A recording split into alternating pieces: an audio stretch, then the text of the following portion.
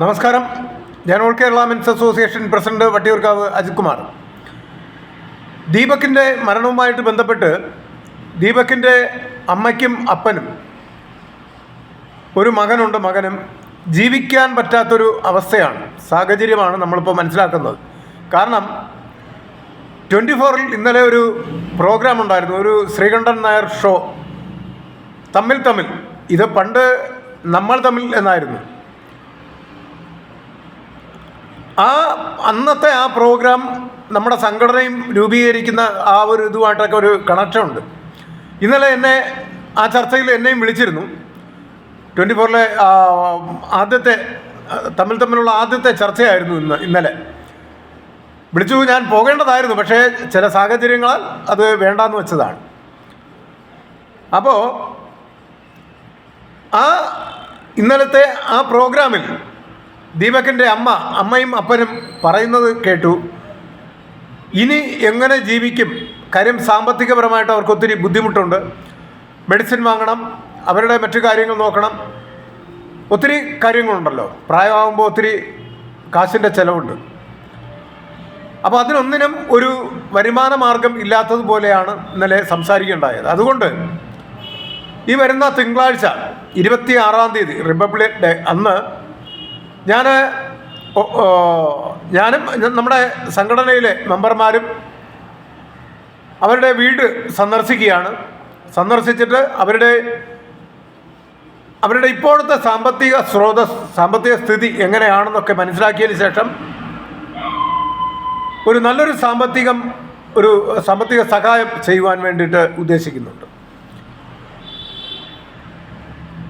ഈ 26-ാം തീയതി ദീപകിൻ്റെ വീട്ടിലേക്ക് പോകാൻ വേണ്ടിയിട്ട് കോഴിക്കോട് ജില്ലയിൽ വരാൻ പറ്റുന്നവരൊക്കെ വരിക. അവർക്കതൊരു ആശ്വാസമായിരിക്കും. അത് കഴിഞ്ഞ് അവരോട് അതിൻ്റെ വിവരങ്ങൾ ചോദിച്ചതിന് ശേഷം സംഘടനാപരമായിട്ട് നമുക്ക് ഒരു നല്ലൊരു രീതിയിൽ 5 ലക്ഷം മുതൽ 10 ലക്ഷം രൂപ വരെ സാമ്പത്തിക സഹായം ചെയ്യാൻ പറ്റും എന്നാണ് ഞാൻ ഉദ്ദേശിക്കുന്നത്. 10 ലക്ഷം രൂപയെങ്കിലും കൊടുക്കണമെന്നാണ്. കാരണം സർക്കാർ ഒരിക്കലും ഈ വക കേസിൽ കൊടുക്കില്ല.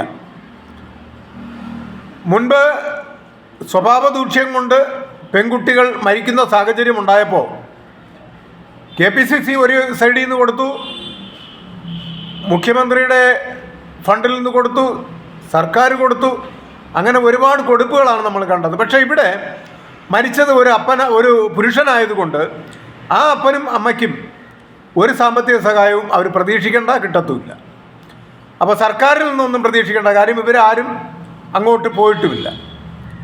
അതുകൂടാതെ മെൻസ് കമ്മീഷൻ കൊണ്ടുവരുവാൻ വേണ്ടിയിട്ട് ട്രാൻസ്പോർട്ട് ബസ് എന്ന് പറയുമ്പോൾ പലരും പറയും പ്രൈവറ്റ് ബസ്സും കൂടി പറയണം.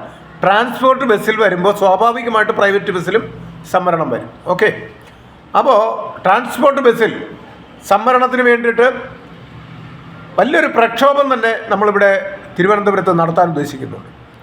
അതിലെല്ലാവരും പങ്കെടുക്കണം, സ്ത്രീകളും കുട്ടികളും ഉൾപ്പെടെ. ഇത് നമ്മുടെ ആവശ്യമാണ്. നമ്മുടെ എന്ന് പറഞ്ഞാൽ പുരുഷന്മാരുടെ അല്ല എന്ന് ചിന്തിക്കരുത്. ഓരോ സ്ത്രീകളും ചിന്തിക്കേണ്ടത്, നിങ്ങൾ അച്ഛനെ സ്നേഹിക്കുന്നുണ്ടെങ്കിൽ ആ അച്ഛന് വേണ്ടിയിട്ട്, ഭർത്താവിനെ സ്നേഹിക്കുന്നുണ്ടെങ്കിൽ ഭർത്താവിന് വേണ്ടിയിട്ട്, മകനെ സ്നേഹിക്കുന്നുണ്ടെങ്കിൽ മകന് വേണ്ടിയിട്ട്, ആങ്ങളമാരെ സ്നേഹിക്കുന്നുണ്ടെങ്കിൽ ആ ആങ്ങളമാർക്കാണ് നമ്മൾ മെൻസ് കമ്മീഷൻ കൊണ്ടുവരണമെന്ന് പറയുന്നത്. അവരുടെ സംരക്ഷണത്തിന് വേണ്ടിയിട്ട്. പുരുഷൻ്റെ പ്രശ്നങ്ങൾ പറയുവാൻ ഒരു സ്ഥലം വേണം. അത് മെൻസ് കമ്മീഷനിൽ കൂടിയേ നടക്കത്തുള്ളൂ. അതിനെ രാഷ്ട്രീയവൽക്കരിക്കാതെയും ഇരിക്കണം. എന്നാൽ മാത്രമേ നീതി ഉറപ്പാക്കാൻ പറ്റത്തുള്ളൂ. അപ്പോൾ അതിനു വേണ്ടിയിട്ട് ആ പ്രക്ഷോഭത്തിലും എല്ലാവരും പങ്കെടുക്കുക. അതിന് പല കാരണങ്ങൾ പറഞ്ഞ് വരാതിരിക്കുകയല്ല ചെയ്യേണ്ടത്. ഞാനിവിടെ നിന്ന് ഒരാവശ്യമെന്ന് പറഞ്ഞാൽ കാസർഗോഡ് ഞാൻ പോകും. കാര്യം വൈകിട്ട് ഞാൻ ട്രെയിനിൽ കയറിയാൽ രാവിലെ ഇവിടെ എത്തും, എനിക്കറിയാം. അതുപോലെ നിങ്ങളും വൈകിട്ട് അവിടെ നിന്ന് കയറിക്കഴിഞ്ഞാൽ രാവിലെ ഇവിടെ ട്രിവാൻഡ്രത്തെത്തും. അപ്പോൾ എല്ലാവരും ഇവിടെ വരുവാൻ വേണ്ടി ശ്രമിക്കണം, ഓരോ കാരണം പറഞ്ഞ് മാറ്റിവെക്കാതെ. അപ്പോൾ നിലവിൽ ഈ 26-ാം തീയതി എല്ലാവരും ദീപകിൻ്റെ വീട്ടിലേക്ക് വരാൻ പറ്റുന്നവരൊക്കെ വരിക.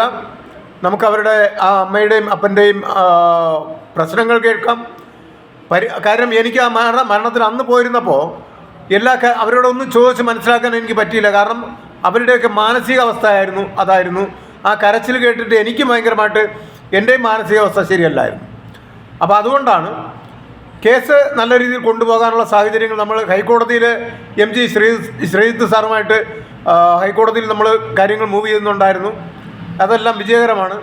ഇനി അടുത്ത് ഈ കേസിൽ ഇനിയാണ് കാര്യം, ഇനി റിമാൻഡിൽ കിടക്കുന്ന ഷിംജിത എത്രയും പെട്ടെന്ന് ഇറങ്ങരുത്. ജാമ്യം കിട്ടി ഇറങ്ങാതിരിക്കുവാൻ വേണ്ടിയിട്ട് ശക്തമായിട്ടുള്ള പോരാട്ടം അവിടെ വേണം. കാര്യം അവർ ഏത് വക്കീലിനെ വെച്ചു എന്നൊന്നും നമുക്കറിയില്ല. അപ്പം അതുകൊണ്ട് തന്നെ ഓൾ കേരള മെൻസ് അസോസിയേഷൻ്റെ നേതൃത്വത്തിൽ നമ്മൾ ഫൗസിയ വക്കീലിനെയും കൂടി ഞങ്ങൾ അതിൽ ഉൾപ്പെടുത്തിയിട്ടുണ്ട്. അവർ അതിൻ്റെ നടപടികൾ ചെയ്യുന്നു എന്നാണ് ഞാൻ മനസ്സിലാക്കുന്നത്. അപ്പോൾ ശക്തമായിട്ട് കൊണ്ടുപോകാൻ പറ്റും. അതുപോലെ തന്നെ മറ്റ് നിങ്ങൾ പുരുഷന്മാർ, എന്നെ കേൾക്കുന്ന പുരുഷന്മാർ എല്ലാവരും സംഘടനയോടൊപ്പം ചേർന്ന് ഈ സംഘടന വേണം, നിലനിൽക്കണം, ഈ കാലഘട്ടത്തിൻ്റെ ആവശ്യമാണെന്ന് മനസ്സിലാക്കുക.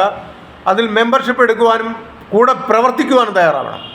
വെറുതെ മെമ്പർഷിപ്പ് എടുത്തിട്ട് കാര്യമില്ല, കൂടെ പ്രവർത്തിക്കുവാൻ. ഇനി പ്രവാസികളാണെങ്കിൽ നിങ്ങൾക്ക് അവിടെ ഇരുന്ന് ചെയ്യാം, ഇവിടെ വന്ന് ചെയ്യണമെന്നില്ല.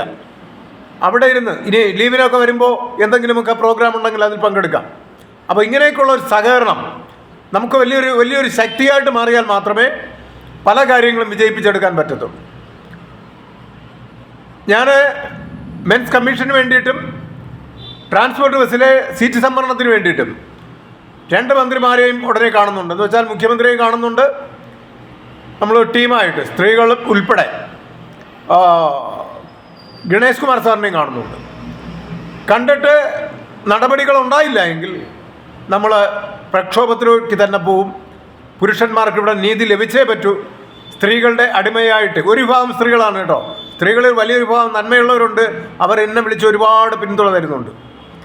അപ്പോൾ അതുകൊണ്ട് ഈ ഫെമിനിസ്റ്റുകളെ നിലക്കി നിർത്തുവാൻ, അതുപോലെ തന്നെ അബ്സ കെ റജി കേസ് ഞാൻ DGPക്ക് പരാതി കൊടുത്തിട്ടുണ്ടായിരുന്നു. ഇനി അതിനെക്കുറിച്ച് ശ്രീജിത്ത് സാറ് സ്ഥലത്തില്ല, നാളെ അദ്ദേഹത്തിനോട് കാര്യങ്ങൾ സംസാരിച്ചതിന് ശേഷം ശ്രീലക്ഷ്മി അറയ്ക്കലിനെതിരെയും അബ്സ കെ റജിയെയും ഇവരെ 2 പേർക്കെതിരെയും ഹൈക്കോടതിയിൽ കേസ് ഫയൽ ചെയ്യുന്നതായിരിക്കും. ഓക്കെ, അപ്പോൾ ഇത്രയും കാര്യങ്ങൾ ഞാൻ നിങ്ങളോട് അറിയിക്കുകയാണ്. എല്ലാവരും ഈ പേജ് ഫോളോ ചെയ്യുക, ഷെയർ ചെയ്യുക, കമൻറ്റ് ചെയ്യുക. നിങ്ങളുടെ ശക്തമായ കമൻറ്റും ഷെയറും ജനങ്ങളിലേക്ക് എത്തിക്കുക.